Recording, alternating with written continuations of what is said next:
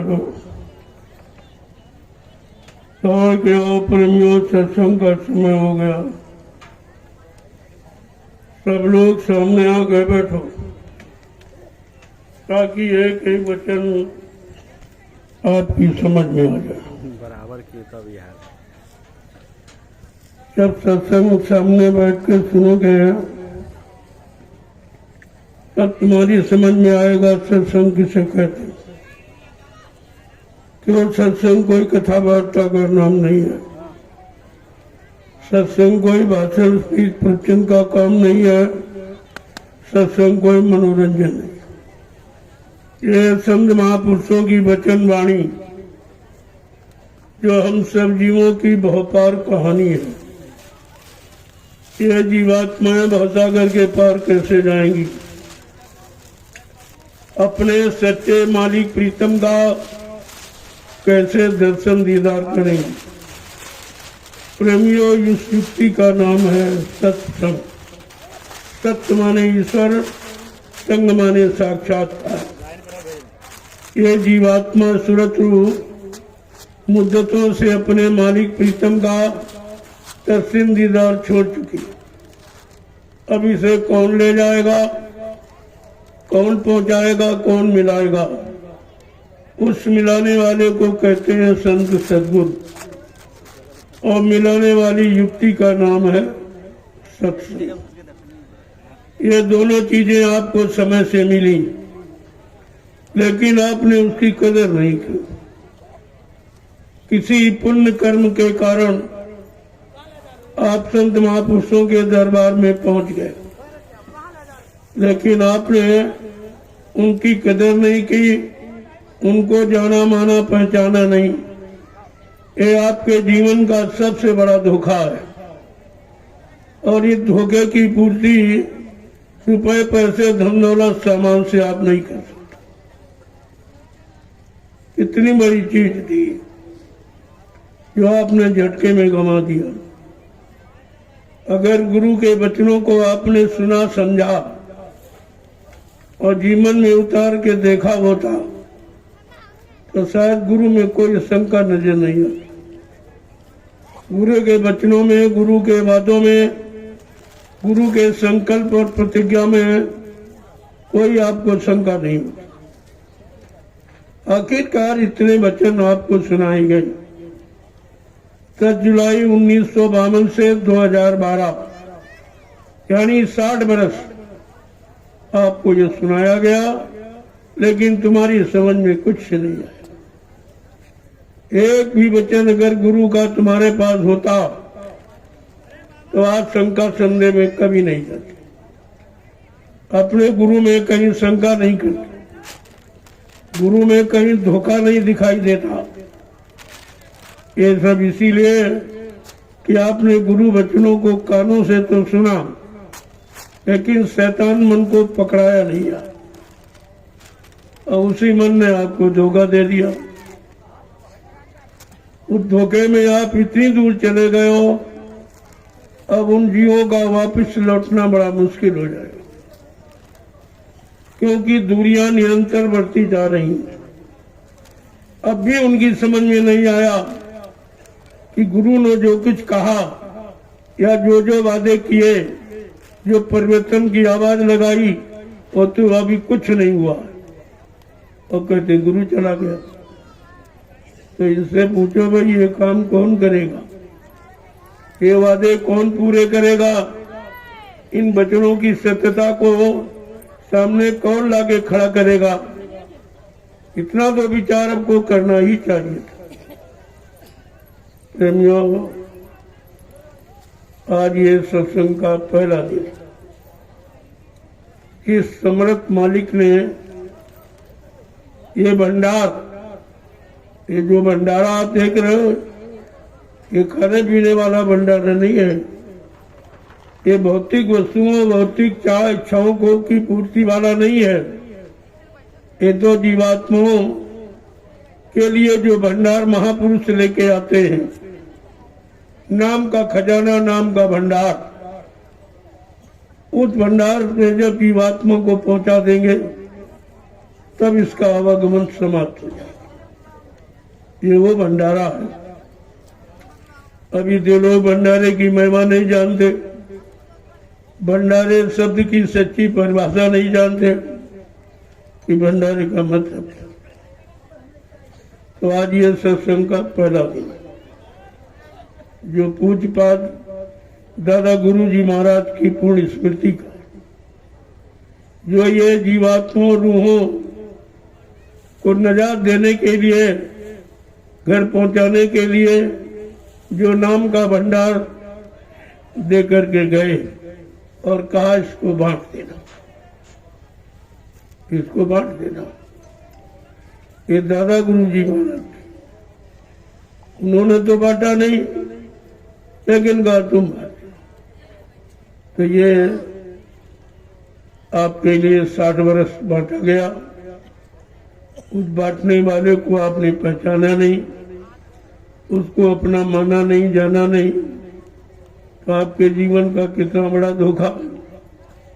इसने आपकी जीवात्मा के कल्याण के लिए ये नाम का खजाना, ये नाम दान बांटवानी लुटाया गया, जो उस लुटाने वाले को आपने बिल्कुल नहीं पहचाना। ये काम सृष्टि में किसी ने नहीं किया। धन दौलत या जमीन बाल बच्चे ये तो मिले आपको, लेकिन नाम का खजाना किसी ने नहीं दिया। उस खजाने को लुटाने के लिए जो महापुरुष आपके बीच में 10 जुलाई 1952 से 2012 ये 60 वर्ष बराबर प्रयत्न किया, मेहनत की, परिश्रम किया, और हिंदुस्तान का कोई जिला, कोई प्रांत, तहसील, ब्लॉक, शहर, कस्बा, गली, गांव कूचा छोड़ा नहीं है जहां पर यह नाम का खजाना लुटाया न गया हो, और उसके बदले में आपसे कुछ नहीं लिया, न कुछ मांगा गया, न कुछ लिया। कोई इस नामदान की कीमत को अदा नहीं कर सकता। ये दुनिया के सारे साधन, सारी संपत्ति मीन सब आप न्यौछावर कर दो, लेकिन नामदान की कीमत कोई अदा नहीं कर सकता। हम आप उस समृद्ध सदगुरु के कितने बड़े ऋणी हैं जिन्होंने नाम का खजाना आपको दिया। वो तो ऋण आपने अदा किया नहीं, और अपराधी और बन गए कि वो कैसे मर के चले गए। ये अपराध आपने और किया है। अभी निरंतर इस अपराध के अपराधी बराबर अपना अपराध बढ़ाते चले जाते। मैंने 12 वर्ष से लगातार ये संदेश पूरे हिंदुस्तान में घूम घूम कर एक बार जीवों को फिर मौका दिया गया, जो तुम भूल गए हो या किसी तरह से तुम्हारी समझ में नहीं आया, तो फिर से उस समृद्ध दाता दयालु के वचनों को याद कर लो। उनकी महान प्रतिज्ञा जो सारे विश्व को परिवर्तन की है, कहा बच्चा कलयुग में कलयुग जाएगा और कलयुग में सतयुग आएगा। ये सबसे बड़ी प्रतिज्ञा है जो आज तक इस पृथ्वी पर किसी ने नहीं की। उसको भी आप भूल गए। यह सब जो भूल भरम आपने किया है, उसी कारण अब आपके अंदर की ठोकरें खा रहे हो। तुम्हारी कोई सुनने वाला। अरे तो दाता दयालु जिन्होंने फिर एक बार आपको मौका दे दिया। चलो कलयुग का जीव है, ये बेचारा अनभिज्ञ है और अनाड़ी है, ये भोगी विलासी है, इसकी समझ में नहीं कुछ आया। चलो भूल गया, एक बार इसको फिर मौका दे दिया जाए। ये दोबारा मौका आपको दिया जा रहा जानकारी का। इसके बाद फिर कुदरत अपना खेल शुरू करेगी। अभी तो महापुरुष की दया आप पर है कि आप बच रहे हो।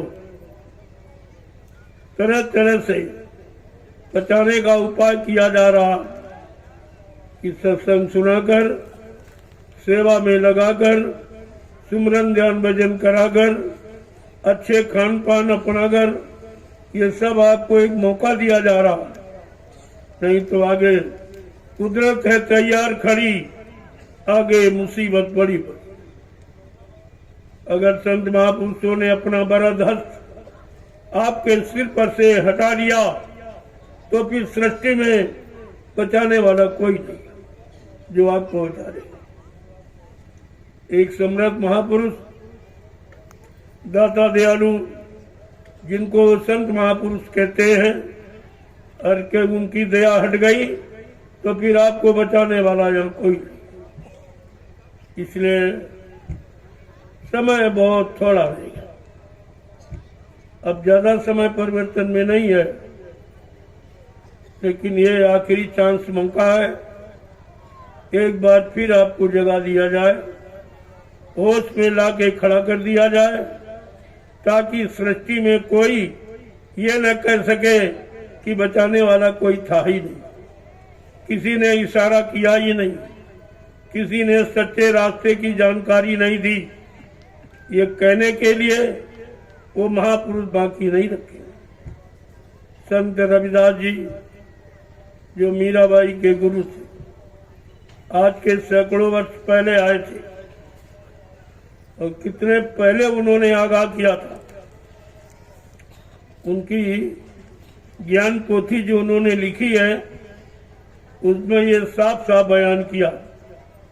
भविष्यवाणी के रूप में उन्होंने कहा है, इस भारत देश में, इस भारत भूमि पर, इस उत्तराखंड की भूमि पर कहा कि ऐसी शक्ति का प्रादुर्भाव होगा जो सारे विश्व को बदल देगी, सारे विश्व को अपनी नीतियां स्वीकार करा लेगी, सारे विश्व को सुख शांति न्याय सुरक्षा रोजी रोटी की व्यवस्था बना के दे देगी।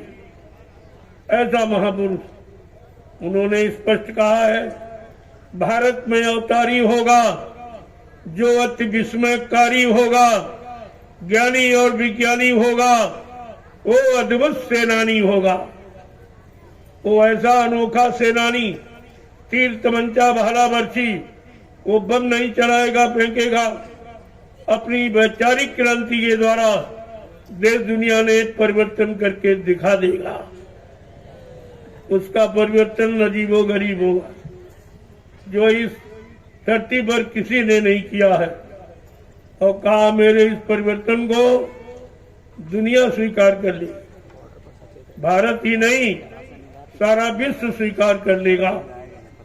उनकी ऐसी नीति लोगों को लाभ देने वाली, जन जन को सुख शांति प्रदान करने वाली, सबको न्याय सुरक्षा रोजी रोटी की व्यवस्था बनाने वाली और सबको धर्म की तरफ मोड़ने वाली, इस सारी जीवात्माओं को जगाने वाली, जीवात्माओं को घर पहुंचाने वाली और मनी मालिक का दर्शन दीदार कराने वाली, उनकी एक ये आध्यात्मिक परिवर्तन।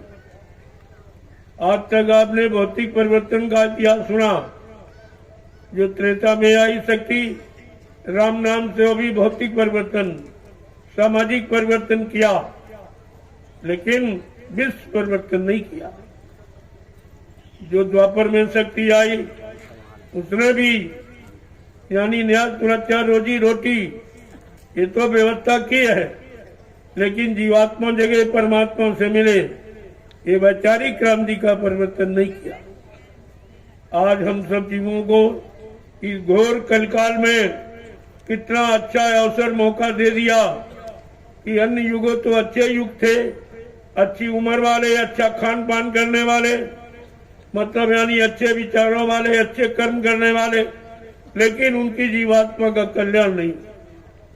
आज वो कितना सरल करके आपके सामने व्यवस्था की नीति भूमिका बना के लाए हैं कि विश्व का परिवर्तन होगा, उसमें किसी को किसी तरह की कोई क्षति, कोई हानि नहीं होगी, किसी की हिंसा नहीं होगी, किसी को अपमानित नहीं किया जाएगा। ऐसा अजीबोगरीब परिवर्तन जो वैचारिक क्रांति के रूप में होगा, वो आपके सामने लाके खड़ा कर दिया। तो रविदास जी ने स्पष्ट शब्दों में कहा था कि भारत में अवतारी होगा जो अति विस्मयकारी होगा, ज्ञानी और विज्ञानी होगा वो अद्भुत सेनानी होगा। ऐसा अनोखा कहा वो एक अनोखी लीला करेगा इस सृष्टि में। जो तीनों युगों में लीला हुई है वो खूनी क्रांति की लीला, मारकाट की लीला, लेकिन कलयुग की लीला जो सदगुरु दाता दयालु के द्वारा होगी वो इस तरह की नहीं होगी। वो मारकाट की लीला नहीं होगी, वो खूनी क्रांति की लीला नहीं होगी, वो वैचारिक क्रांति की लीला होगी। तो उन्होंने स्पष्ट कहा है कि ऐसी लीला करेगा। कैसी? कहते जीते जी कई बार मरेगा और छंदक भेष में वो विचरेगा। देश बचाने के लिए होगा एक आवाहन, युग परिवर्तन के लिए चले प्रबल तूफान, तीनों ओर से होगा हमला, देश के अंदर द्रोही घपला, सभी तरफ कोहराम मचेगा, कैसे हिंदुस्तान बचेगा। हिंदुस्तान को बचाने की ये किसी के पास योजना नहीं है। यहाँ तो मारकाट की, इसके अलावा कोई भूमिका तो इनके पास है नहीं। लेकिन कलयुग का परिवर्तन मारकाट के नहीं होगा, स्वार्थी लोभी लालचियों के द्वारा नहीं होगा। सच्चे ईमानदार त्यागी तपस्वी चरित्रवान शाकाहारी सदाचारी ब्रह्मचारी ऐसे लोगों के द्वारा एक कलयुग में भारत भूमि पर परिवर्तन, और भारत से परिवर्तन सारे विश्व में फैल जाएगा। आपको तो समझना चाहिए था। प्रभुदास जी कह रहे हैं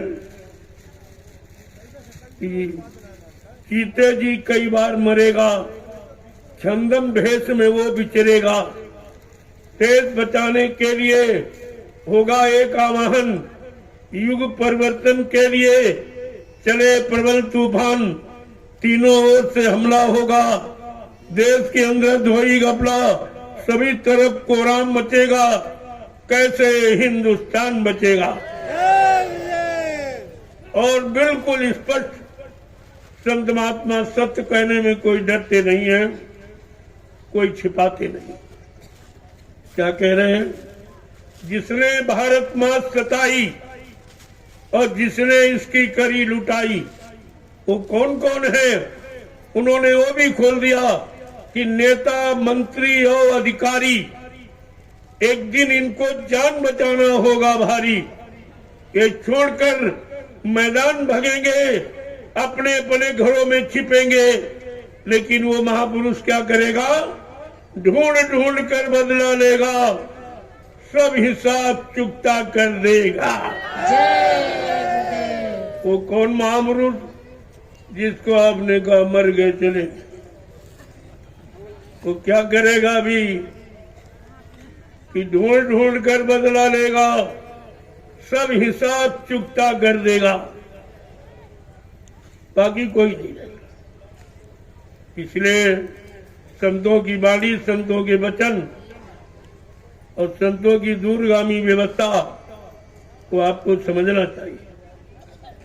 अगर समझ लोगे, अपना बचाव कर लोगे, नहीं कुदरत के एक झटके में कितने चले जाएंगे कि शहर के शहर, गांव के गांव ये खाली पड़े दिखाई देंगे, कोई रहने वाला नहीं दिखाई देगा। आज आप अज्ञानता भूल भ्रम में एक एक इंच जमीन पे झगड़ा करते हो, आगे वो समय आ रहा इस जमीन पर कोई रहने वाला नहीं दिखाई देगा। ऐसा समय आ रहा आपकी काली करतूतों के द्वारा, आपके गंदे खान पान और गंदे मतलब यानी विचारों से और गंदे कर्मों से ऐसा माहौल वातावरण बनने जा रहा है कि ये जमीन खाली पड़ी दिखाई दी।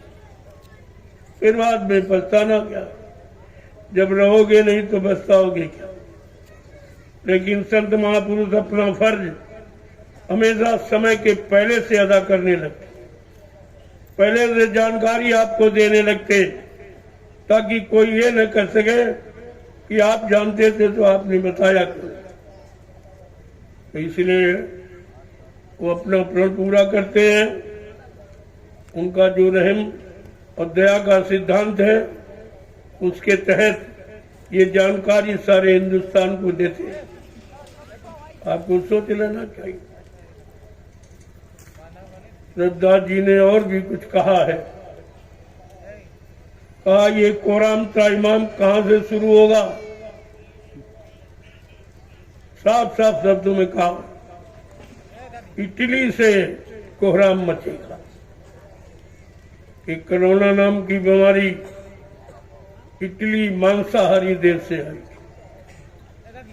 शुरुआत हो गई महापुरुष की वाणी की। इटली से कोहराम मचेगा, लंदन सागर में डूबेगा। युद्ध तीसरा अति है प्रेमकारी, जो हागा भागी भारी भारी, बड़ा त्राइमाम मचाने वाला। लेकिन आगे समझा के क्या कह रहे, इटली से कोहराम मचेगा, लंदन सागर में डूबेगा। युद्ध तीसरा अति प्रलंकारी, जो होगा भारी संहारी। भारत होगा विश्व विजेता, भारत होगा विश्व का नेता। दुनिया का कार्यालय होगा, भारत में न्यायालय होगा। तब सतयुग दर्शन आएगा। ऐसे सतयुग आने वाला नहीं है। तब सतयुग दर्शन आएगा। संत राज सुख बरसाएगा। सहस्र वर्ष लग सतयुग लागे, और विश्व गुरु बन भारत जागे। ये सब संत रामदास जी की वाणी, जो भविष्यवाणी के रूप में उन्होंने आगाह किया है, और उस महापुरुष महाशक्ति के बारे में निर्देश दिया है। अब आपको समझ लेना चाहिए ये लक्षण किस पर लागू हो रहे हैं, किसका ऐसा काम अनोखा विश्व में हो रहा जिसके प्रति रविदास जी की वाणी सत्य प्रतीत। आपको जानकारी रखनी चाहिए। मैं तो इशारे में सब कुछ आपको बता दिया। 28 मई 2012 से मैंने लगातार ये वैचारिक क्रांति के रूप में ये संदेश सारे हिंदुस्तान में घूम घूम कर सबको सुना दिया, सबको बता दिया है। अभी आदेश है कि जो बाकी रह गया उसको भी बता दो, उसको कह दो। तो आदेश है महापुरुष का। और ये कल रात्रि के 12 बज के कुछ मिनट पर उस महापुरुष के निजधाम जाने की तारीख, उसी तारीख से हम लोग लगातार उस महापुरुष के बच्चों की पूजा, उनकी अच्छी सच्ची नीति की पूजा, अच्छे सच्चे विचारों की पूजा, जो जनहितकारी आत्म कल्याणकारी है, उनकी बराबर पूजा की। ये कल रात को 12 बज के कुछ मिनट पर पूजा प्रारंभ हो जाएगी और 10 तारीख को पूरे दिन। ये 76 वर्ष से लगातार ये पूजा का अभियान लोगों को सामने रखा गया कि पूजा किसे कहते हैं, सच्ची पूजा क्या है, जड़ पूजा सच्ची है कि चेतन पूजा सच्ची है, चेतन महापुरुष की पूजा सच्ची है, चेतन महापुरुष के वचनों की पूजा सच्ची है, चेतन महापुरुष की चेतन भूमिका परिवर्तन की योजना सच्ची है। ये सब जानकारी आपको दी जा रही है, लेकिन आप इतना सो गए हो भूल भ्रम में, भोगों की प्रगाढ़ निद्रा में, ये अपने अस्तित्व को भूल गए, अपनी गौरव गरिमा को भूल गए हो, अपनी चेतन व्यवस्था को भूल गए हो। तो इसलिए अभी बहुत प्रेमी आ रहे हैं। आपको ये पहला दिन है, इसलिए मैं थोड़ा सा संकेत करूंगा। कल से सत्संग प्रारंभ हो जाता। आज उन्हीं प्रेमियों का इंतजार है जो अभी रास्ते में आ रहे हैं और भारी भीड़ में। इसलिए ये जो हो रहा है, जो संदेश दिया जा रहा है, ये भी आपके लिए एक अनोखा ही है। क्या कोई जानता था इस जंगल में इतने लाख लोग आ जाएंगे? ये जंगल कभी मतलब समतल बराबर भूमि में बदलेगा। जहाँ जंगली जानवर रहते थे, आज कितने लाख इंसान यहाँ रहेंगे, ये कोई जानता था? किसी को नहीं मालूम। और आज आपके सामने वो है, देख रहे हैं। तो ये परिवर्तन की भूमिका कैसे किया जाएगा, कौन सा तरीका होगा, वो कौन सी अनोखी भूमिका होगी, अभी तो मैंने उसके बारे में कुछ नहीं आपसे कहा।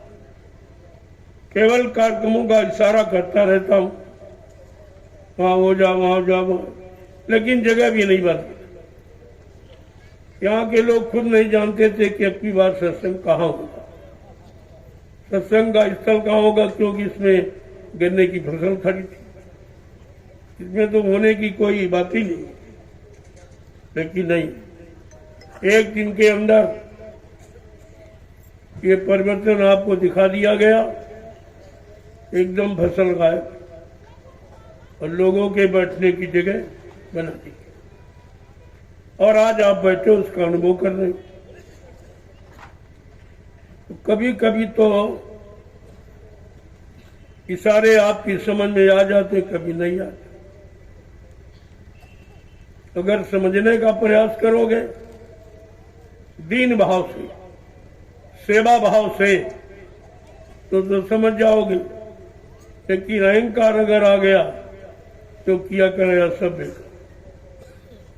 कितने आए थे चले गए, कितने आए हैं जा रहे, और कितने आएंगे चले जाएंगे। ये तो सिलसिला जारी रहेगा।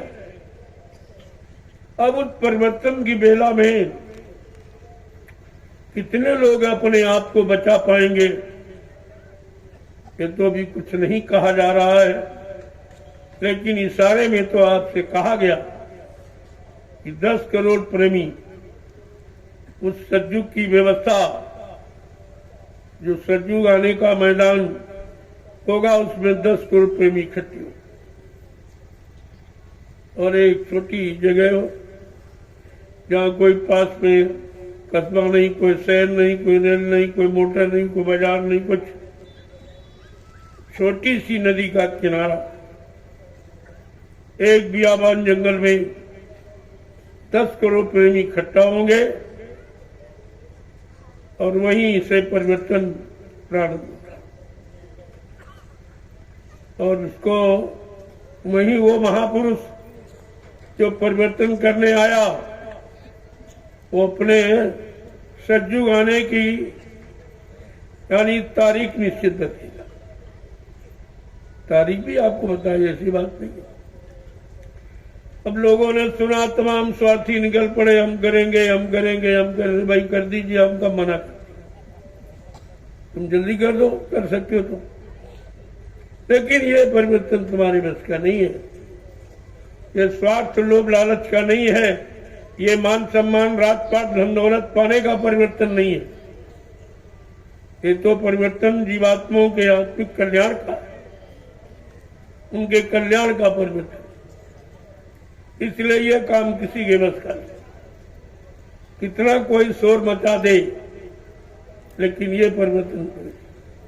कलयुग में सतयुग लाने का ये काम कोई सृष्टि में कर ही नहीं सकता। किसी इंसान की बस की बात नहीं है ये काम करके। अब लोग अपना मान सम्मान, अपनी मसूरी के लिए, हमको लोग जान जाए, हमको तो हमने कहा भाई काम करो, सब जान जाएंगे। काम से नाम होता, अगर काम सिद्ध न हुआ तो आपका नाम खत्म हो जाएगा। कोई कह रहा हमको कह दो, हमको कह दो, हम परिवर्तन करेंगे, हम ये करेंगे, हमने वही कर दीजिए, हम कब रोकते? आप कर दीजिए, हम ये देखेंगे भाई। लेकिन ये काम तुम्हारे बस का नहीं है। इंसानी शकल वाला स्वार्थी, लोभी, लालची ये विश्व का परिवर्तन नहीं कर सकता। जबकि आज का इंसान अपने विचारों में परिवर्तन नहीं कर पा रहा, अपने गंदे खान पान में परिवर्तन नहीं कर पा रहा, अपने गंदे कर्म छोड़ने में परिवर्तन नहीं कर पा रहा, तो विश्व का परिवर्तन कैसे कर देगा? आपको इस पर विचार करना चाहिए। किसी के बहकाने बरवाने में अपना समय खराब मत करना। ये काम किसी के द्वारा नहीं होता। जैसे सतयुग में हिरण्यकशिप महाराजा था, कह रहा था हमारे समान कोई नहीं, हम भगवान हैं, हम ये हैं, हम वो हैं, ऐसा है वैसा सब। लेकिन झूठ कहने वाला नस्तनाबूद हो जाता, तो चला गया, झटके में चला गया, सब कुछ धरा कसरा रह गया।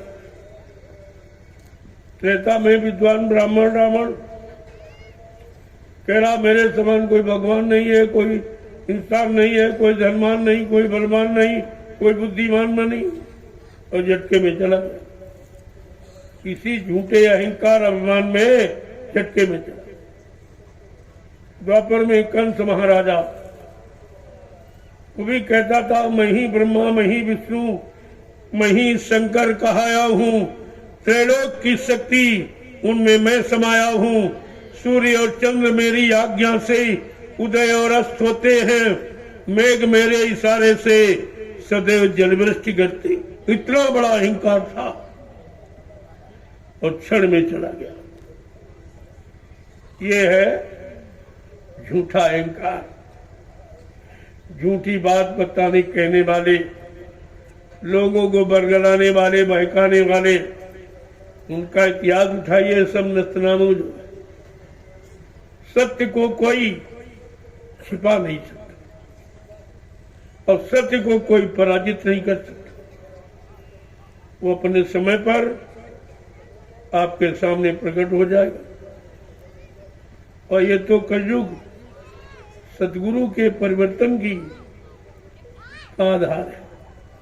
सदगुरु के द्वारा होगा, वो काल शक्तियों के द्वारा नहीं, दयाल शक्तियों। इसलिए वो परिवर्तन बिल्कुल अनोखा होगा, जो मानव की बुद्धि के परे न मानव सोच सकता, न मानव कर सकता, न मानव विश्वास ही कर सकता। ऐसा एक कलयुग का परिवर्तन होगा जो लोग दाते तले अंगुली दबा के रह जाएंगे। उसी परिवर्तन में आपको शामिल किया जाए, उसी सतयुगी इतिहास में आपका नाम दर्ज कराया जा रहा। करा सकते हो तो करा लेना, हमें कोई जल्दी नहीं है, हमें कोई आवश्यकता भी नहीं है, हमारा कोई लोभ लालच स्वार्थ भी नहीं। हाँ, अगर आप करा सकते हो तो करो। और मेरा काम तो खुले मैदान में होगा। देख रहे हैं आप सब खुले मैदान। अभी तक शहरों में था, अब जंगलों में आ गया।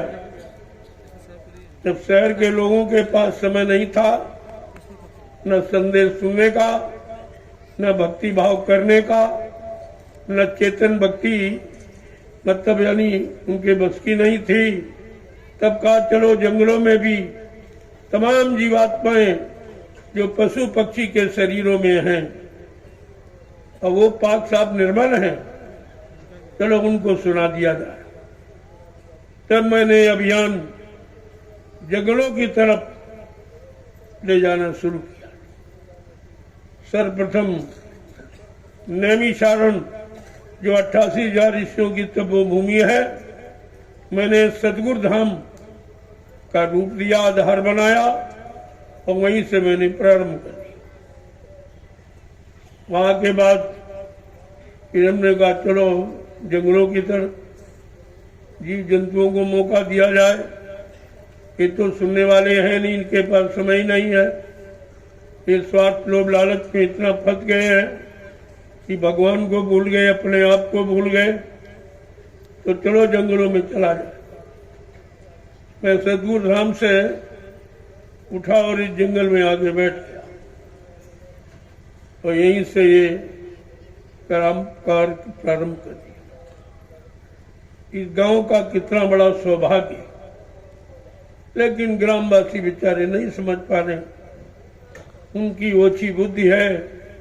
वो संत महापुरुषों को न कभी देखा है, उन्होंने तो नकली दाढ़ी बाल लाल पीले कपड़े वालों को देखा। और संत की कोई वेशभूषा नहीं होती, संत की कोई जाति नहीं होती है, संत का कोई पद नहीं होता है भौतिक जगत में जैसे होता, तो इसीलिए वो पहचान नहीं पाए। लेकिन उन्होंने मौका दिया ग्रामवासी जंगल।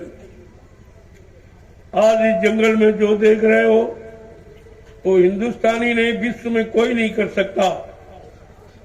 अभी तो ये बहुत थोड़े लोग आए हैं, इतने लोग भी कोई बिना स्वार्थ और लालच के कोई जंगल में इतने लोगों को बैठा नहीं सकता। ये पहला परिचय आपके सामने। 10 तारीख की भीड़ देखोगे तो बड़ा आश्चर्य हो। ऐसी भीड़ें मैंने कई बार आपके गांव में की, लेकिन वही बात है कि जड़ कभी चेतन को समझता नहीं। तो समझाने के लिए भगवान राम को भी कुछ करना पड़ा। जब उन्होंने समुद्र से रास्ता मांगा लंका जाने, समुद्र ने अहंकार में उनकी बात सुनी नहीं, उनकी पूजा भी नहीं मानी, तपस्या भी नहीं मानी, प्रार्थना भी नहीं मानी। अंततो गत्वा उन्हें क्या करना पड़ा? लक्ष्मण से कहा, ये जलद जल माने नहीं, गए 3 दिन बीत, लक्ष्मण बाण समारो, बिन भय हो न प्रीत। उन्होंने अपना अस्त्र मंगाया, धनुष बाण जैसे उठाया और ताना तो सब समुद्र कांपने आकर के खड़ा हो गया कि महाराज हमारे को क्षमा करो, मैं समझ नहीं पाया। तो कहने का मतलब वो तो काल शक्ति थी जिसने समुद्र को नतमस्तक कर दिया, वो भी उनके सामने झुक गया और मदद करने लगा। काल शक्ति की आगे। अरे प्रेमियों, आज तो समृद्ध दयाल शक्ति का प्रश्न है। उनका संकल्प है कलजू भगाने का, सज्जू लाने का।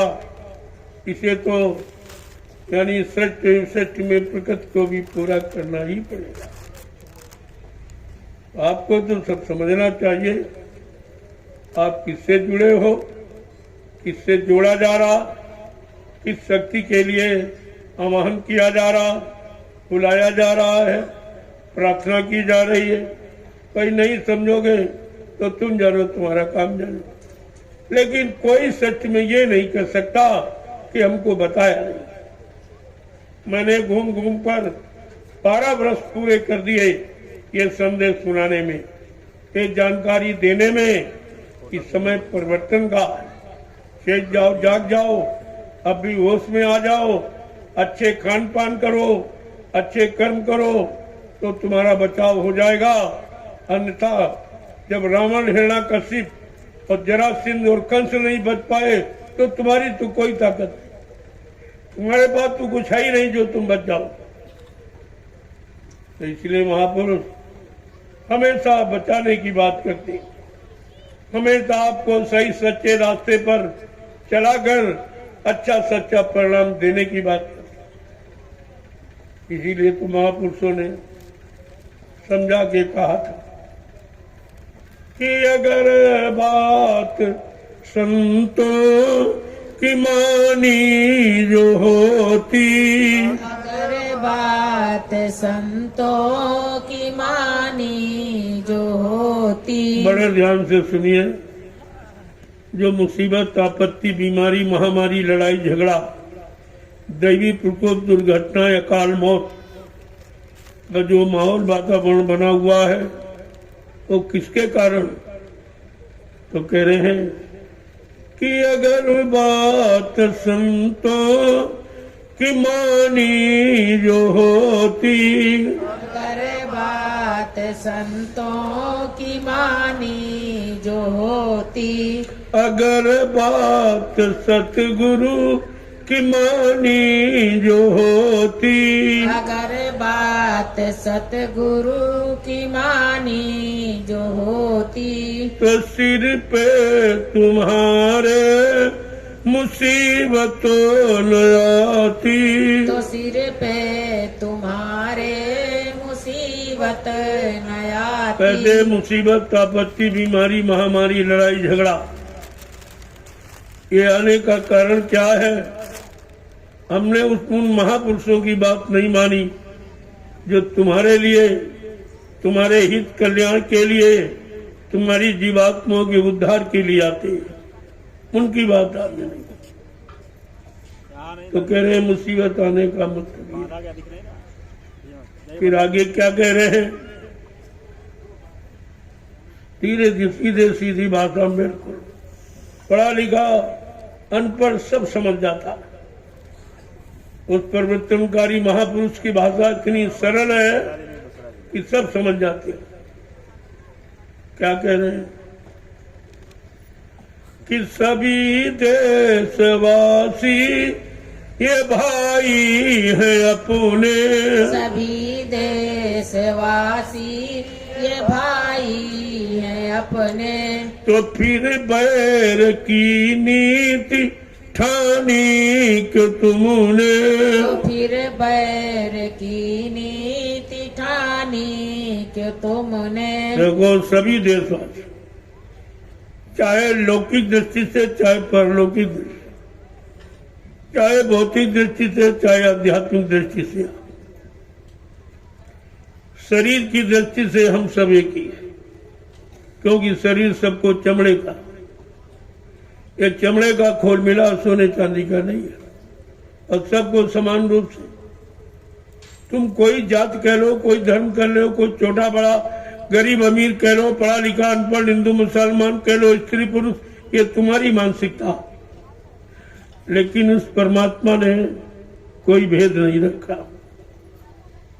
कहा ये मनुष्य शरीर चमड़े का सबको दिया, पशुओं को, पक्षियों को, कीड़े मकोड़ों, आदमी इंसान सबको दिया। कोई भेद नहीं उसके यहाँ, कोई मतभेद किसी तरह की।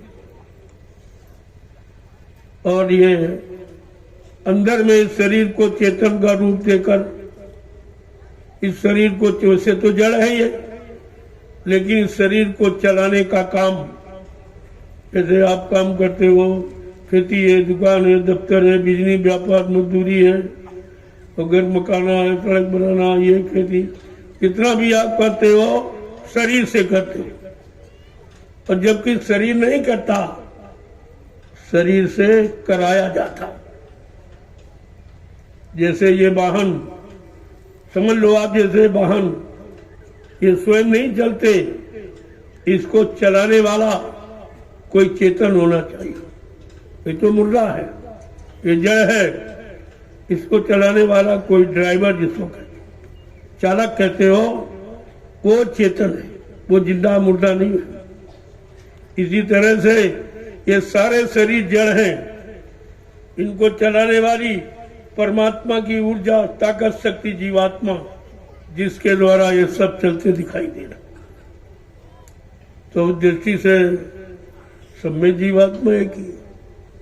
अब वो जीवात्मा जिनमें रहती है, उस खोल को, शरीर को, तुम हिंदू कह लो, मुसलमान कह लो, सिख, ईसाई, ब्राह्मण, क्षत्रिय, वैश्य, सर्जन, छोटा बड़ा, गरीब अमीर, पढ़ा लिखा अनपढ़, स्त्री पुरुष, जो तुम कह लो, लेकिन उसने अपनी ऊर्जा, शक्ति इस शरीर को चलाने की सब में बराबर, और वो जीवात्मा के रूप में रखे। उसमें कोई अंतर नहीं, कोई भेदभाव उसमें नहीं है। तो इसलिए महापुरुषों ने इशारा करके क्या कहा कि सभी देशवासी ये भाई है अपने, सभी देशवासी ये भाई हैं अपने। तो फिर बैर की नीति ठानी क्यों तुमने, तो फिर बैर की नीति ठानी क्यों तुमने। दया प्रेम सेवा तुम्हारे में होती, दया प्रेम सेवा तुम्हारे में होती। नदी खून की ये बहाई न होती, नदी खून की ये बहाई न होती। अब देखिए भाईचारा खत्म। जब मारने लगे काटने लगे तो आपके अंदर से समझ खत्म हो कि जिस शरीर को काट रहे हो और जो काट रहा हो, दोनों शरीर, काटने वाला जिसको काटा जा रहा, दोनों को परमात्मा ने ही बनाया और दोनों में परमात्मा की चेतन शक्ति जीवात्मा है। कहा फिर तुम ये क्या कर रहे हो? भाई भाई को मार रहा, भाई भाई को काट रहा, ये कौन सा ज्ञान है, कौन सी बुद्धि है?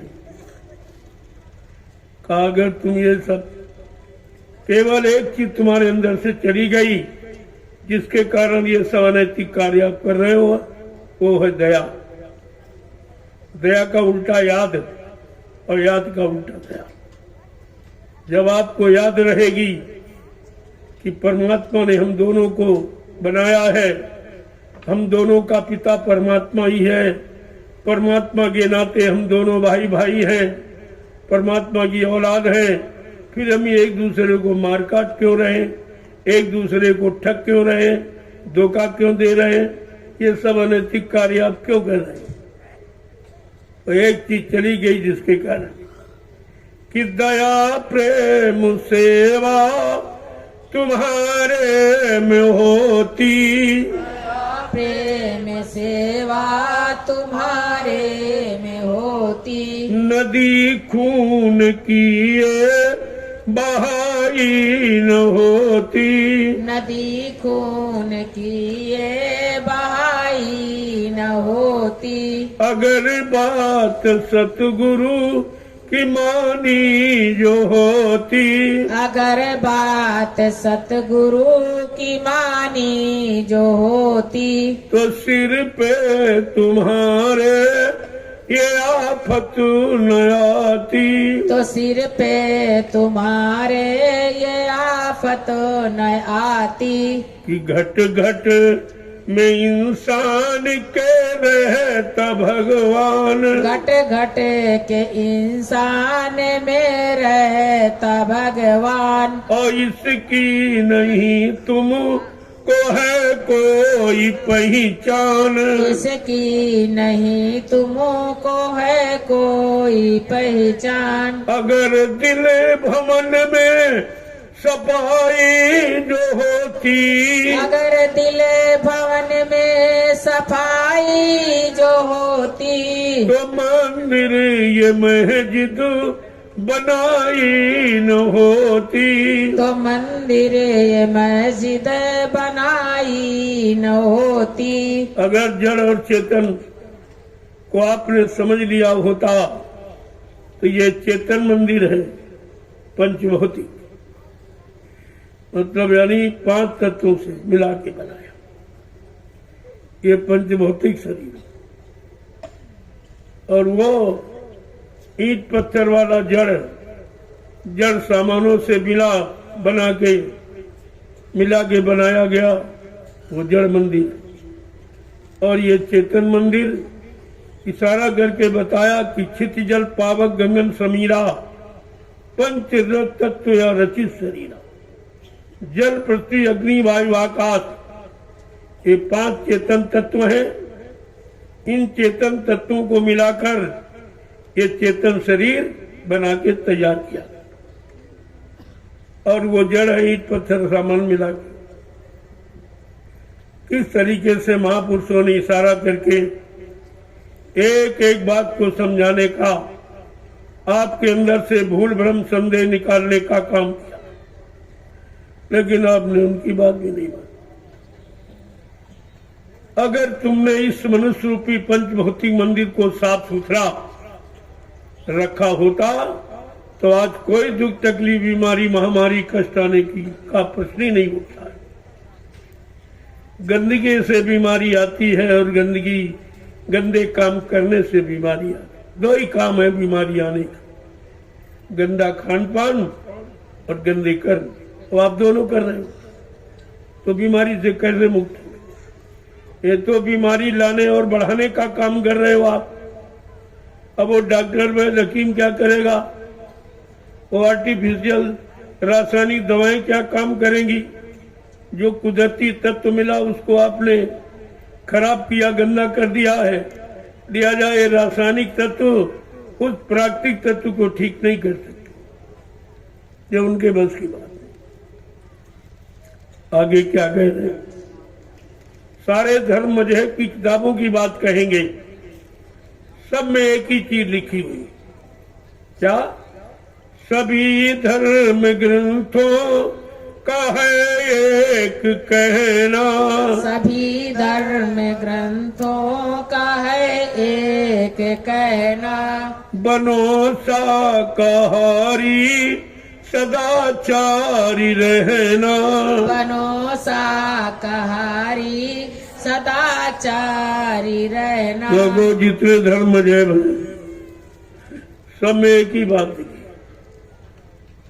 सुख दीने सुख होते हैं, दुख दीने दुख होते, बस इसके अलावा और कुछ नहीं। अगर ये दो बातें आप समझ लो तो आप सब कुछ जानेंगे कि हम किसी को सुख देंगे तो सुख मिलेगा, किसी को दुख देंगे तो बदले में दुख ही मिलेगा। कितना सरल है, इसमें पढ़ाई लिखाई का क्या काम? इतनी छोटी बात, महापुरुषों का इतना छोटा इशारा जो दो शब्दों में, अगर दो शब्द याद कर लो तो आपका मानव जीवन खुशहाल हो जाए। इतना सब लंबी किताबें मोटी ये सब पढ़ने की जरूरत नहीं है। और ये आपने पढ़ी और दो बातें नहीं पढ़ी, न किसी को सुख दिया तो आपको सुख न मिला, और दुख देते रहे और दुख पाते रहे। समझा के क्या कह रहे हैं?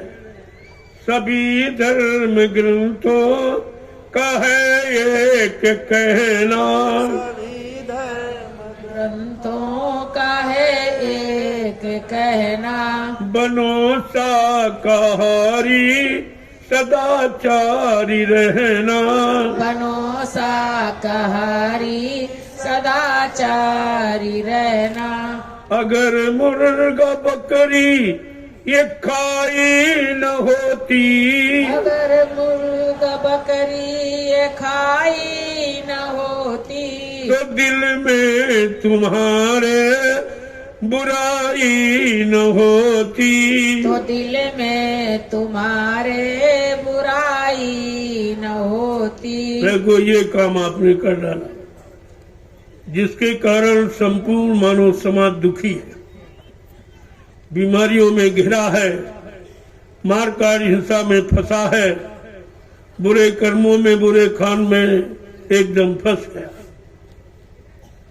केवल अगर आपने ये बात मान ली, जितने मजहब धर्म आपको एक ही बात सिखाते हैं, न किसी को दुख देना और न दुख पाना, सबको सुख देना और तुम सुखी हो जाना।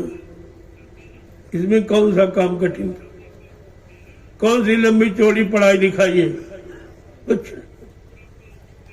और इतने आप काम करते हो जिनमें श्रम समय पूंजी खर्च करते हो, और जिनमें कोई खर्चा नहीं, केवल दो बातें कि सुख देना और सुख पाना, और दुख देना दुख पाना।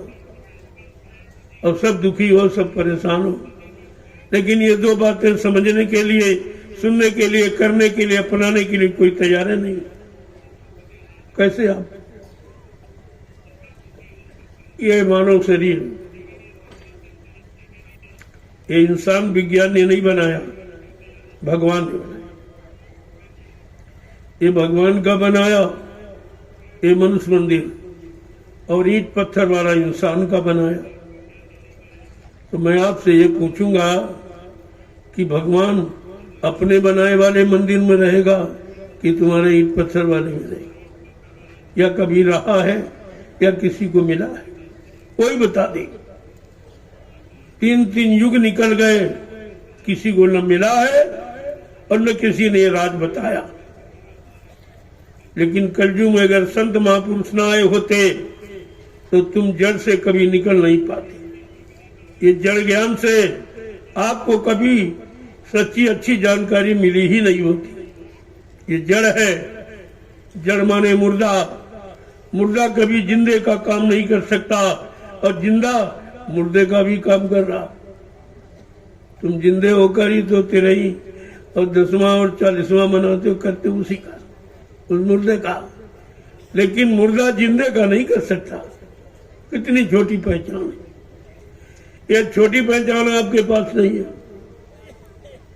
इसमें कोई सच्चाई सत्य जानने के लिए कोई लंबी चौड़ी पढ़ाई लिखाई की जरूरत नहीं है। बहुत छोटा था, यानी सरल रास्ता है और जिसमें पढ़ाई लिखाई का कोई कहते नहीं भाई पढ़ना लिखना है नहीं चतुरों का कर्तव्य। वास्तव में आध्यात्मिक चतुरता, आध्यात्मिक सच्चा ज्ञान जिसको हो गया, अप्रभु प्राप्ति हो गई जिसको, उसको किताबों की क्या जरूरत है? क्या किताबें भगवान से मिला सकती? क्या किताबें आपको महात्मा बना सकती? वो तो कोई महापुरुष संत महात्मा मिल जाएंगे तो आपकी जीवात्मा को जगाकर आपको महात्मा बना दे। जितना जीवात्मा जगाने के बाद महात्मा बनता, और यहाँ शरीर से दाढ़ी बार रख लिए, लाल पीले कपड़े बन गए, कैसे महात्मा? धोखा, स्वयं को धोखा। खुद धोखे में हो और जो तुम्हारे पास आएगा उसको धोखे में रखोगे, लिहाजा पापों का घड़ा भर रहे हो। अब भी जागो, चेतो, संत सदगुरु की बातों पर विचार करो, जो उन्होंने सत्य का रास्ता जीवों के लिए प्रशस्त किया, मजबूत किया। आपको उस पर विचार करना चाहिए। संतों ने कलयुग में आना क्यों पसंद किया? जबकि सतयुग द्वापर 13 तो अच्छे युग थे, अच्छी उम्र वाले, अच्छा खान पान करने वाले, अच्छे कर्म करने वाले। तो उन युगों में संत क्यों नहीं आए? वो कलयुग में क्यों आए? कि जिनका कोई काम करने वाला नहीं, जिनकी कोई रक्षा करने वाला, हिफाजत करने वाला नहीं, जिनको सही सच्चे रास्ते पर चलाने वाला नहीं, कोई सच्चा सत्य ज्ञान आत्मज्ञान देने वाला नहीं, उनके लिए संत महापुरुष आए। और मुफ्त में ये लौकिक शिक्षा विद्या तो बगैर फीस के तो आपको नहीं कोई देता। वो भी सुनाता है, वो सिद्ध नहीं कर सकता, वो गारंटी नहीं ले सकता कि पढ़ाने के बाद कोई अध्यापक गारंटी नहीं लेगा कि हम तुमको नौकरी दिला ही देंगे या तुमको व्यापार करा देंगे या तुम्हारी दुकान मतलब चला, कोई एक नहीं। ये ठेका किसी का नहीं है। लेकिन संत महापुरुष पूरी जिम्मेदारी के साथ कहते हैं, अगर तुमने मेरी बात मान ली तो तुम्हारी जीवात्मा का उद्धार कर देंगे, कल्याण करा देंगे, तुम्हारी जीवात्मा को परमात्मा से मिला दे देंगे। ये संत महापुरुषों की गारंटी, एक गारंटी कोई नहीं ले सकता। न राजा, न प्रजा, न ज्ञानी ध्यानी विज्ञानी, ये कोई नहीं। तो आपको तो विचार करना चाहिए, ऐसी गारंटी किसी ने नहीं ली है। जो संत सदगुरु हम सब कलयुग के गंदे कमजोर भोगी विलासी जीवों को ठीक करने की, सुधारने की गारंटी, उनकी जीवात्माओं को दोजख नरकों में न जाए उसकी गारंटी, और काल माया के बनाए कर्मों के जाल से निकालने की गारंटी, ये संत महापुरुषों की गारंटी है। आपको ये सोचना समझना चाहिए। धीरे धीरे जब शरण में आओगे, चरणों में पड़ जाओगे तो माफी हो जाएगी। कि रुपए पैसे से माफी नहीं हो सकती। यहाँ कितना बड़ा ज्ञानी ध्यानी विज्ञानी हो, कोई राजा हो, मंत्री हो, कोई हो, और आप कहो कि 1 करोड़ रुपए ले लो, हमारा एक पाप काट दीजिए, क्षमा कर दीजिए, वो कहेगा अरे भाई ये काम मेरे। तो आपको ये गारंटी कौन लेगा? पाप कर्मों से माफी दिला दे, हमारी जीवात्मा को दोजख नरकों से बचा दे, परमात्मा से मिला दे और घर पहुंचा दे, ये गारंटी कौन लेगा? आपको इस गारंटी की जरूरत है, और एक केवल समय का सद्गुरु ले सकता है, कोई नहीं। ये किसी के बस की बात नहीं। अगर ये बात होती तो सत्युग त्रेता द्वापर में कितने ऋषि मुनि आए, योगी आए, मतलब यानी ब्रह्मचारी आए, अवतारी शक्तियां आई, ज्ञानी ध्यानी विज्ञानी, राजे महाराजे सब, लेकिन ये गारंटी किसी ने। जो कलयुग में सतगुरु की गारंटी है, वो कोई शक्ति ने जीवों की गारंटी नहीं दी। आपको विचार करना चाहिए। मैं तो अभी सारे कर रहा हूँ, बैठ जाइए, जानता तो सब हूँ, लेकिन अभी नहीं बताऊंगा। पीछे दिख नहीं रहा। धीरे धीरे जैसे जैसे तुम्हारे अंदर इच्छा, जिज्ञासा देखेंगे तो आपको दे दी जाए। पहले ये देखो उसकी इच्छा है कि नहीं, वो उत्सुक इच्छुक है कि नहीं है, इसके अंदर ख्वाहिश, उस चीज की तमन्ना है कि नहीं है। ऐसे नहीं तो उसी के लिए तैयारी हो रही है, और आपको उसी के लिए तैयार किया जा रहा। कितने जीव हैं जो इस तरह के व्यवहार को चाहते कि हम सच्चा सत्य बोले और सबके साथ सत्य का व्यवहार करें, और सबको सच्चिदानंद मैं देखें, बना दे। ये तो किसी के अंदर अभी नहीं। फिर है क्या? का झूठा मान, झूठा सम्मान, झूठा अभिमान, इसके अलावा कुछ नहीं। इसलिए प्रेमियों, सत्संग की महिमा को समझो। अभी तो सत्संग की शुरुआत भी नहीं की, केवल इशारा किया जा रहा। लोगों को उस आध्यात्मिक सत्संग चर्चा सुनने के लायक काबिल बनाया जा रहा। जिस दिन तुम्हारे अंदर ही आ जाएगा, ये सत्य का भंडार तुम्हारे पास होगा। वो देने के लिए आए हैं, देके जाएंगे। वो कोई वापस लौटा के थोड़ी ले जाएंगे, लेकिन उसके लिए आपको तैयार होना पड़ेगा। कभी कहा था बच्चा सतयुग तो आएगा, इसे कोई रोक नहीं सकता, लेकिन सतयुग आने के पहले बच्चा निकल कचू मर जाएगा। उस सत्य को देखने के लिए, सत्य को पाने के लिए, सच्चित आनंद उठाने के लिए आपको ये सब करना पड़ेगा। ये उसी की भूमिका है जो आज आपके सामने रखी जाती। जय गुरुदेव, जय गुरुदेव, जय गुरुदेव, जय गुरुदेव। नाम किसका? प्रभु का। जय गुरुदेव। नाम किसका? प्रभु का। जय गुरुदेव। नाम किसका? प्रभु का। प्रभु का प्यारा नाम। जय गुरुदेव। अब आप लोग खड़े हो जाओ, जरा खड़े हो जाओ प्रेमियों। देखो पहले इशारा समझिए। खड़े तो आप रोज ही होते हो, बैठते भी नहीं, लेकिन हमारा उद्देश्य कुछ और है। अब अच्छे सच्चे काम के लिए, ईमानदार चरित्रमान बनने के लिए खड़े हो जाओ। उसके लिए खड़े होने का इशारा है, ताकि एक अच्छे सच्चे चरित्रमान समाज की स्थापना हो। अच्छे सच्चे समाज की स्थापना के लिए ये व्यवस्था आपके सामने रखी जाए। और बैठो, जब भजन पूजन के लिए बैठो, देखो दोनों बैठना उठना समझ में आ गया। खड़े हो तो अच्छे काम, सच्चे काम, ईमानदार बनने, चरित्र करने के लिए खड़े हो जाइए आप, तो एक अच्छे सच्चे समाज की स्थापना हो जाए। और बैठो तब भजन पूजन के लिए बैठो, तो खड़ा होना बैठना दोनों सार्थक हो जाएगा, दोनों का मतलब समझ में आ जाए। लेकिन ये कोई बताता नहीं है, आपने कहीं सुना भी नहीं होगा ये कि बैठने उठने का सच्चा अर्थ क्या है।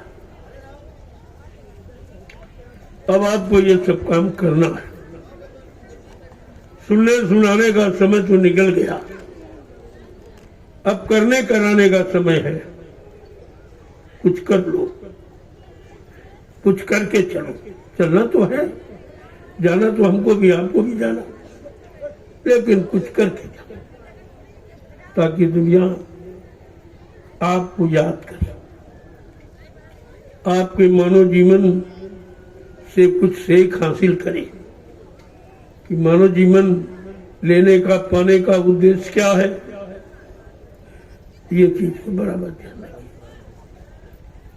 लोगों सुनो कम, समझो ज्यादा। सुनाते सुनाते कितना समय निकल गया और आपके कान तृप्त नहीं हुए। कानों का सुना सत्य नहीं होता, भूल जाओगे। इसलिए मन को समझाओ, मन को पकड़ाओ, वो नहीं भूलता। चाहे अच्छे काम हो चाहे बुरे काम हो, मन जिनको पकड़ लेता भूलता नहीं कभी। उसी को पकड़ा दो। जब आप जान गए हो आपके अंदर कि ऐसी शक्ति है जो न भूलती है न बिसरती है, तो उसी को पकड़ा दो ये वचन। फिर कभी नहीं बोलेंगे आप सत्संग। अब तुम समझो कि हम कानों से सुनेंगे, तो तुम्हारे कान तो दो हैं, एक सुनने वाला, एक उधर बुलाने वाला। कहा सुना निकल गया, सुना निकल गया। दो आंखें देखी और भूल गए, देखी और भूल गए। दो का मतलब दुविधा, दो का मतलब द्वंद माने झगड़ा। जहाँ दो होंगे वही झगड़ा, वो अकेला कैसे लड़ेगा। इसलिए जीवात्मा में एक आंख और एक कान एक नाक, और शरीर में दो आंख दो कान दो नाक के सोरा। ये बोलने बुलाने वाले हैं, और वो बोलना बुलाना उधर नहीं। अगर संत महापुरुषों की मदद से अगर अपनी जीवात्मा का दिव्य कान आंख खुल जाए तो फिर कभी बोलता नहीं, ना इधर का बोलेगा ना उधर का बोलेगा। और शरीर के दो आंख दो कान इधर का भी भूल जाएंगे और उधर का तो जानते ही नहीं। अभी धोखा है, धोखा। इसलिए काल माया ने ये धोखे का शरीर बनाया, धोखे का। और कितना आप धोखा पाए हो, कितने जन्म धोखे में निकल गए और आज भी धोखे में बैठे हो। आखिरकार चेतोगे कब, जागोगे कब। तो महापुरुष तो जगाने के लिए आते, जाग जाओ, चेत जाओ, होश में आ जाओ। ये मानव शरीर बार बार नहीं मिलेगा, ये पंच भौतिक शरीर बार बार नहीं मिलेगा।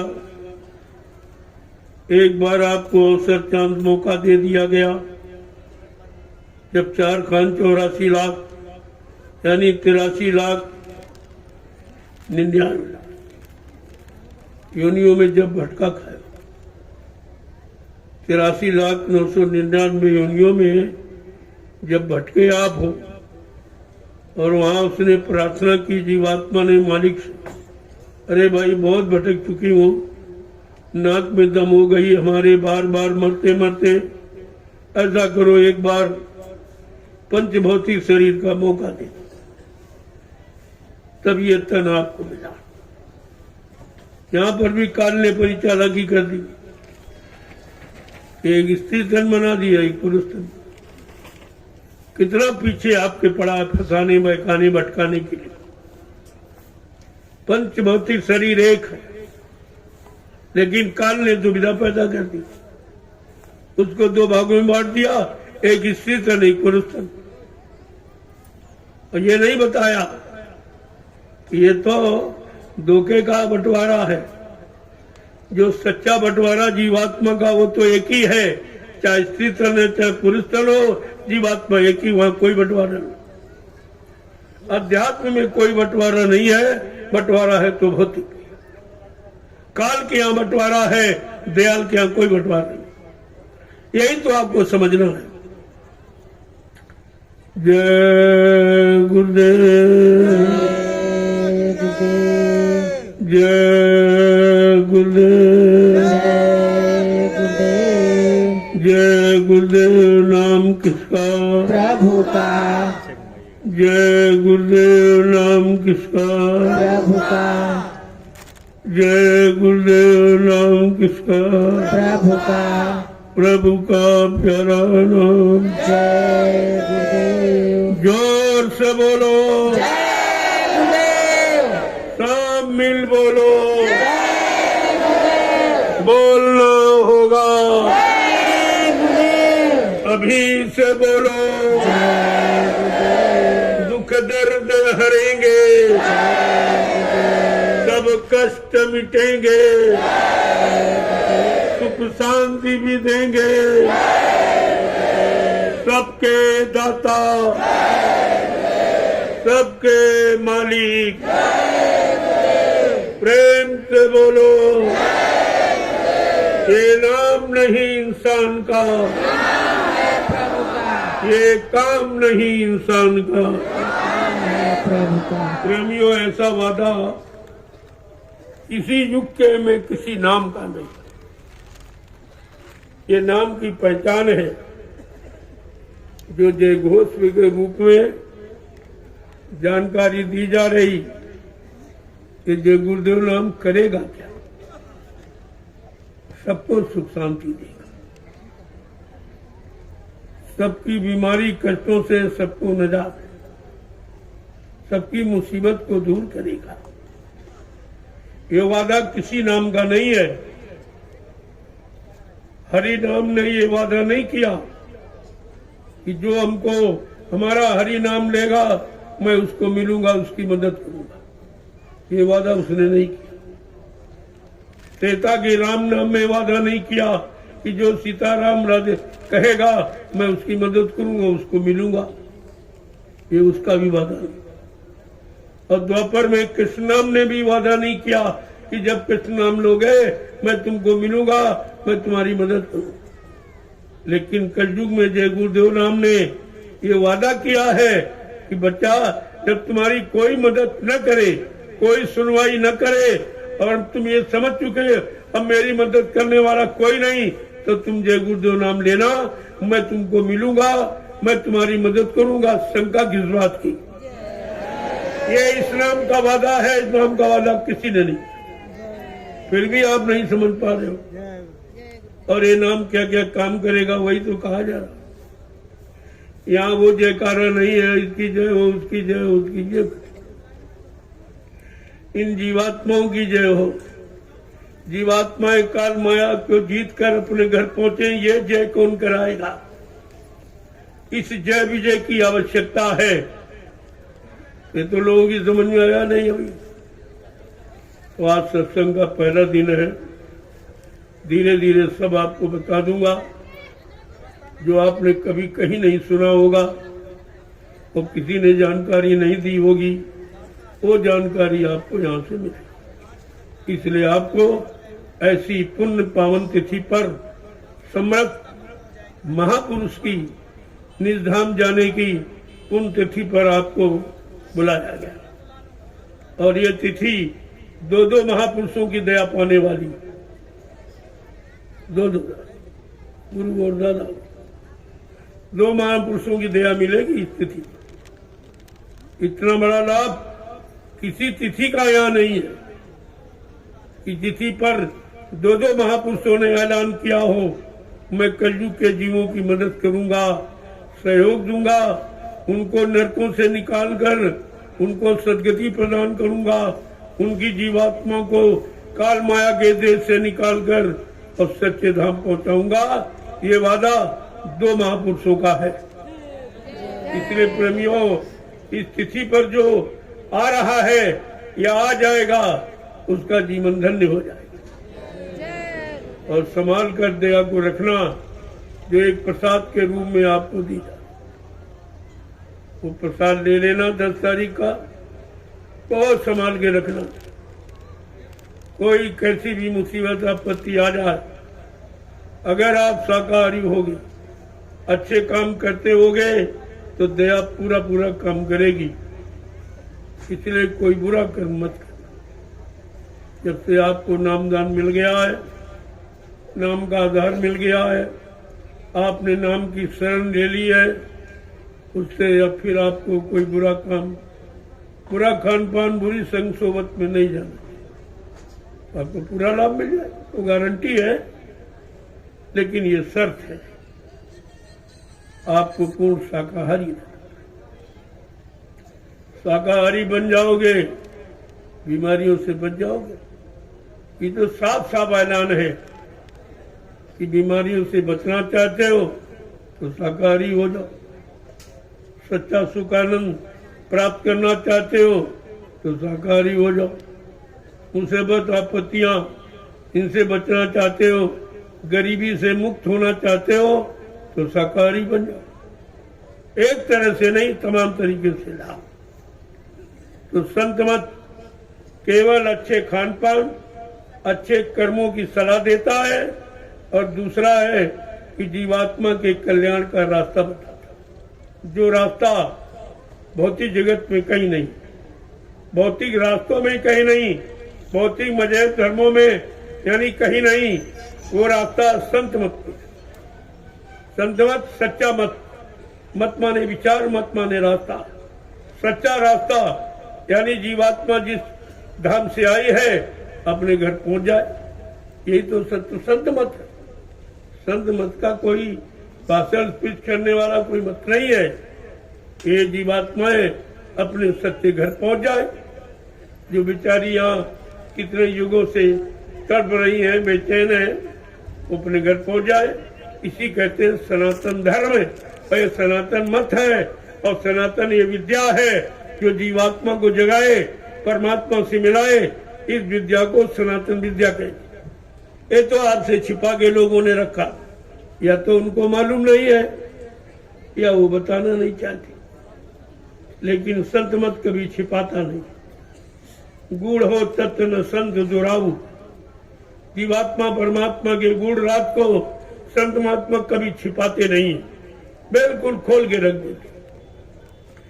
जय गुरुदेव। देखो, आपको अन्य युगों की बात, कोई साधु वाधु नहीं बनना। साधु बना नहीं जाता है।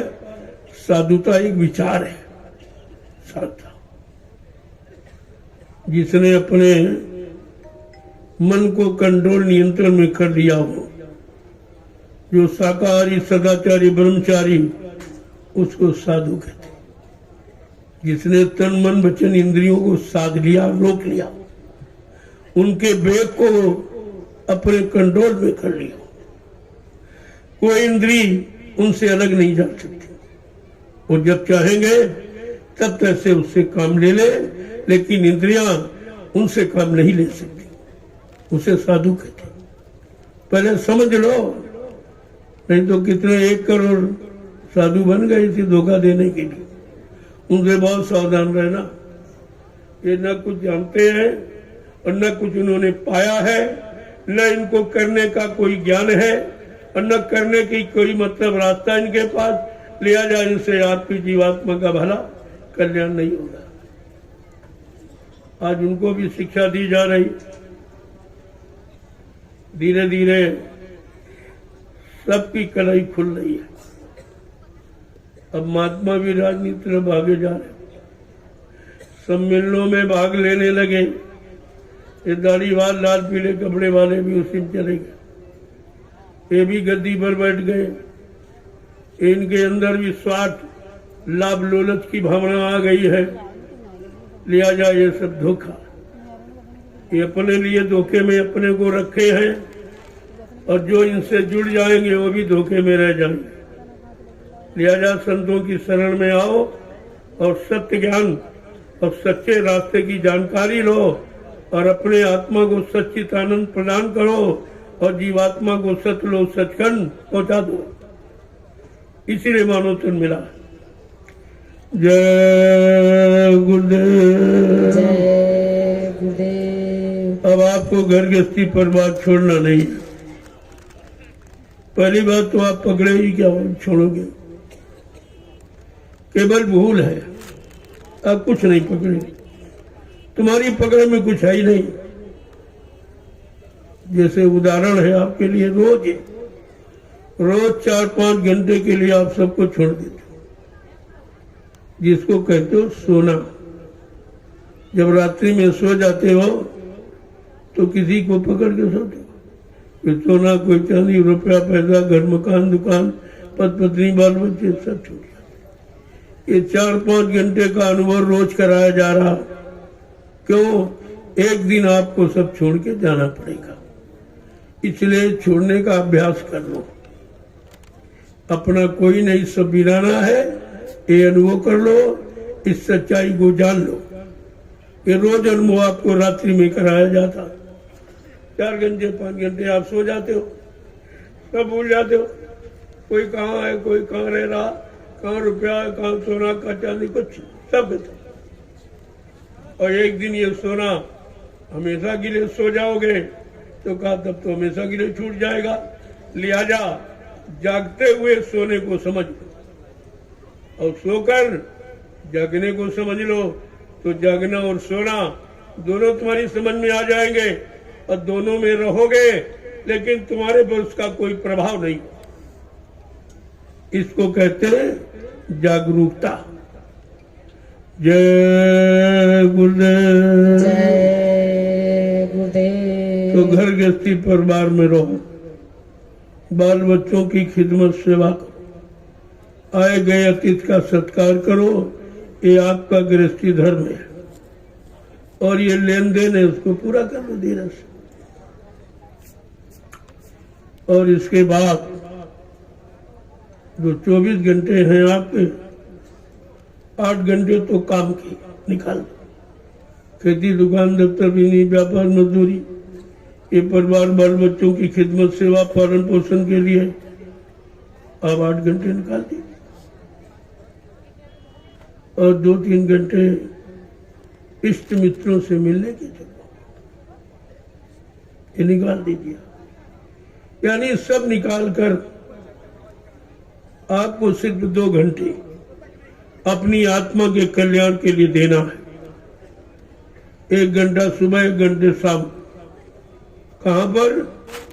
ये आत्मा के घाट पर, जहां चंदन लगाता पुरुष, महिलाएं बेंदी लगाती। ये आत्मा का घाट है। इस घाट पर बैठकर 1 घंटा आप आत्मा के उद्धार कल्याण के लिए, जिसे भजन कहते हैं, सुमरन ध्यान कहते हैं, इसमें समय दो, तो आपका मानव जीवन सार्थक हो जाएगा। आपने इधर ये कर्जा भी अदा कर लिया, उधर पर जीवात्मा कर लिया, कल्याण भी कर लिया, दोनों काम हो गए। इसके लिए कहीं से कुछ लाना नहीं है, आपके अंदर सब मौजूद है। मंदिर ये बना बनाया भगवान ने बना के दे दिया आप, और इसी में अपनी मूर्ति बैठा दी, वहां धोखा नहीं है। जीवात्मा परमात्मा की सच्ची मूर्ति है, चेतन है। ये मुर्दा नहीं, चेतन, जो तुम्हारे मुर्दे शरीर को भी चेतन किए हुए। मूर्ति भी तुम्हारे पास, मंदिर भी तुम्हारे पास। अब सामान क्या है? शील, क्षमा, संतोष, विरह, विवेक, वो भी आपके पास। ये सामान है पूजा का। आत्मिक पूजा का सच्चा सामान ये है, वो भी आपके पास है। कहीं से कुछ नहीं ले आना, सब बना बनाए मसाला आपके पास रखा है। केवल उसकी जानकारी देने वाला, बताने वाला कोई संत महापुरुष चाहिए, किसने उस मसाले से अपना काम बना लिया हो, तुम्हारा भी बना देगा। सिर्फ उसकी जरूरत है। इसीलिए कहा गुरु कोई खोज करो भाई, बिन गुरु राह कोई नहीं पाई। ऐसे सच्चे समर्थ सदगुरु की खोज करो, जिसने अपनी जीवात्मा को जगा लिया हो, परमात्मा से मिला लिया हो, परमात्मा के दरबार का दरबानी रोज आने जाने वाला हो, वो मिल जाएगा तो तुम्हारा भी काम करा देगा। और वो कोई दान दक्षिणा वाले नहीं होते, वो परमार्थी होते, स्वार्थी नहीं। यानी आपको कुछ भी नहीं करना। कलयुग में सब करी कराई व्यवस्था बना के दे दी, केवल आपको प्रयोग करना सीख लेना है कि हम इस सामान का प्रयोग कैसे करें। शील, क्षमा, संतोष, विनय, विवेक ये कहाँ पर है और कैसे मिले, ताकि हम काम, क्रोध, लोभ, मोह, अहंकार से हमें छुट्टी फुर्सत मिल जाए और शील, क्षमा, संतोष, विनय, विवेक हमारे में आ जाए। दोनों आपके अंदर है, वो भी है, काम, क्रोध, लोभ भी, अहंकार भी है, और उनको काटने के लिए या उनको रोकने के लिए, उनके वेग को कमजोर करने के लिए शील, क्षमा, संतोष, विवेक भी आपके पास, मसाला भी है। केवल जानकार चाहिए, उन्हीं जानकार को संत महात्मा कहते, वो मिल जाएंगे, आपको जानकारी देंगे। तो कुछ करना कुछ कठिन नहीं, कठिन ये है कि जानकार को ढूंढना और उनकी जानकारी पर विश्वास करना, ये कठिन है। ये काल माया करने नहीं देगी आप, यही कठिन। लेकिन जब सत्संग करोगे तो धीरे धीरे वो भी सब आपके अंदर आ जाएगा। काल भी कुछ नहीं कर पाएगा, माया भी कुछ नहीं कर पाएगी, अगर संतों के अनमोल वचनों से आप जुड़ गए हो। जय गुरुदेव।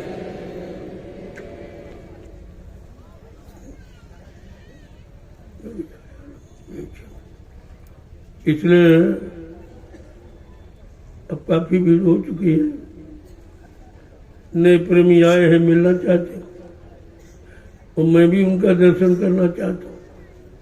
ऐसे त्यागी तपस्वियों का जो घर परिवार बाल बच्चे छोड़ के आए, अपना बिजनेस व्यापार खेती दुकान दफ्तर रोक के आए हैं, इस कलयुग में ऐसे लोग कहाँ हैं? ये सबसे बड़ा त्यागी है, सबसे बड़ा त्याग है। वो सबसे बड़ा त्यागी है जो घर गृहस्थी परिवार में रहकर मालिक को याद करता है।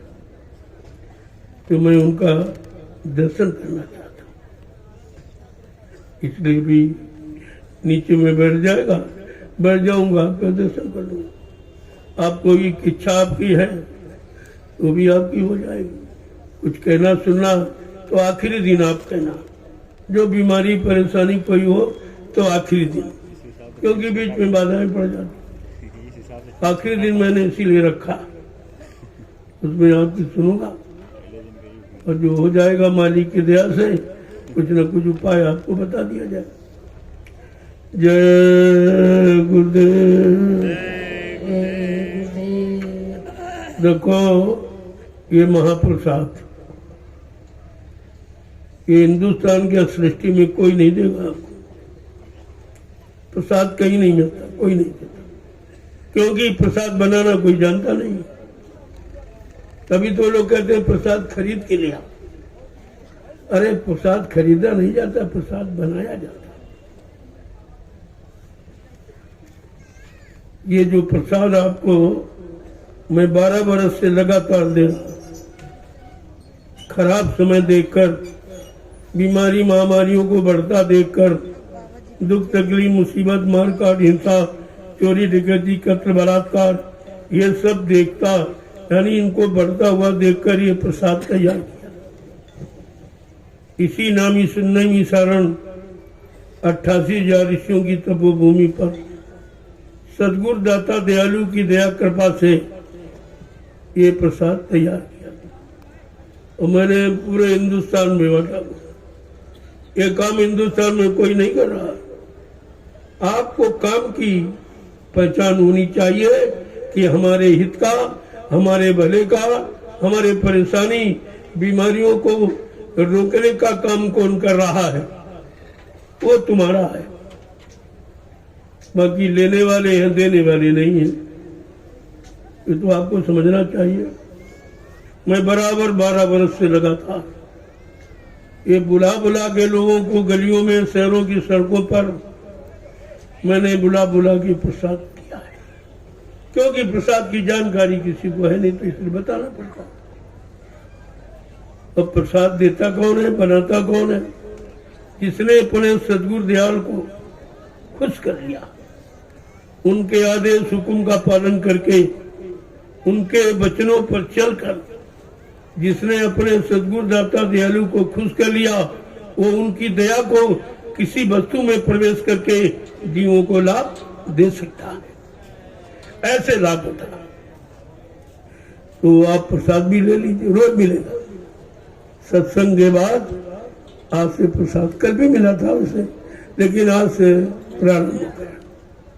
तो ये लगातार 12 तारीख ये इलायची दाना जो दे, ये प्रसाद है। ये लड्डू वड्डू प्रसाद नहीं, हो तो अपने बच्चों के लिए दे दिया जाता है आपको। असली प्रसाद वो है जो समान रूप से यहाँ वितरित किया जाता है, भंडारण चले जाइए, भंडारण समान रूप। उनमें कोई किसी तरह की मतलब भेदभाव नहीं। अब उसको संभाल के रखना, वो इलायची दाना जो मिल जाए उसी मिल रहा है, संभाल के रखिए, आप अपना काम करा लीजिए, और बदले में आपको कुछ नहीं देना, कुछ नहीं। ये प्रसाद भी कोई नहीं दे सकता, और जो दे रहे वो बदले से आपको ले रहे हैं। लेकिन यहाँ सब कुछ ये दरबार की और दर की पहचान है। जय गुरुदेव। जय गुरुदेव। अब आप लाइन से खड़े हो जाओ, एक लाइन में महिलाएं, कोई पुरुष। ये है मर्यादा। आज मर्यादा खत्म हो गई, सब परेशान हो रहे, लेकिन ये संतों का दरबार है, यहाँ सब तरह की मर्यादा सिखाई जाती है। ये मर्यादा अन्य जगह नहीं है। आप देखते हो लाखों लोग आते हैं, कितनी शांति से मिलजुल के चले जाते हैं। अब किसी का कोई बहुत खराब है, बहुत पाप आपने किया, बहुत हिंसाएं हत्याएं आपने की है, चलो दरबार में आ गए, लेकिन भोग तो नहीं खत्म हुआ सब, वो तो मतलब हो ही जाएगा, लेकिन तुम्हारी जीवात्मा को नरकों से बचा लिया। इतनी दया फिर भी तुम्हारे को, शरीर को तो नहीं बचा पाया जाएगा, क्योंकि आपने बहुत गुनाह किए, बहुतों को काटा है, मारा है, हाथ काट दिया, पैर काट दिया, सिर काट दिया, ये तो करके आप आए हो। तो उसकी सजा को माफ तो नहीं किया जाता, कम कर दिया जाता है। लेकिन अगर सत्संग में शामिल हो गया है पूर्ण तरीके से, तो उसकी जीवात्मा को नरकों से बचा लिया जाता। इतना काम फिर भी हो जाता। जय गुरुदेव। जय गुरुदेव। अब आप लोग लाइन से खड़े हो जाओ, मैं आपका दर्शन करूंगा, आप सबको प्रणाम करूंगा, और ये प्रसाद आपको दे दूंगा, इसे जरूर ले लेना। लचीला भंडारण चले जाइए।